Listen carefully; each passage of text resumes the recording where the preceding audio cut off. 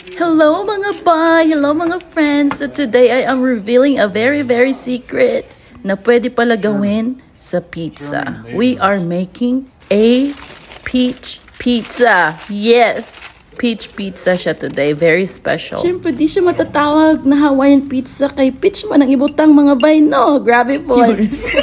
So anyway, this is a homemade dough mga bay, and you need to put cornmeal in the bottom so it will not sunog-sunog sa ilalim. So here we put cheese, the mild spicy sausage. Dapat spicy siya mga bay. Kung wala kayong spicy sausage, wag na lang kayong gumawa.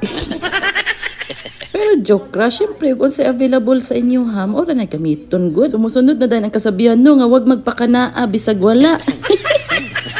Dito mga bay, ang nakanindot sa pizza no og ma-homemade pizza gani, pwede gani mo ibutang tanan. Pwede nimo butangan corn, butangan nimo og bayabas, pwede gani butangan og shrimp, crabs, og dragon, mga butterfly. Huy, nganong nabot batas butterfly.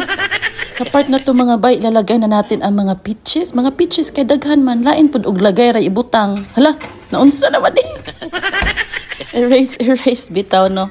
Lutuin na natin siya mga bay sa oven kasi may oven man tayo, pero kung wala kayong oven mga bay, pwede na yung kalaha. Kabalo mo unsay kalaha. Yes, pwede ra gyud kay magluto og pizza mga bay bisag wala kay oven. So this is the best part, friends. Mga bay, luto na nga atong peach homemade pizza. Uy, kalami, grabe. Lantawa. Ayaw pamilok. I will say this is the best pizza.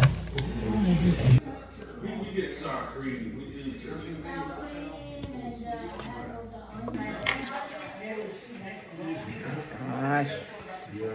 Goodness. It'll be better when it's fresh like that. One time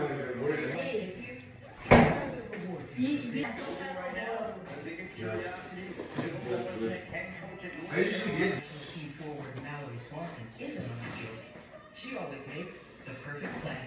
With a Bank of America customized cash rewards Visa card, she'll earn 6% cash back in the category of her choice.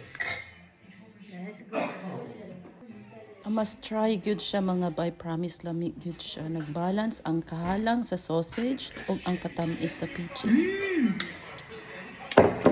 So this is the end for our video today. Thank you for watching. Mwah, love you.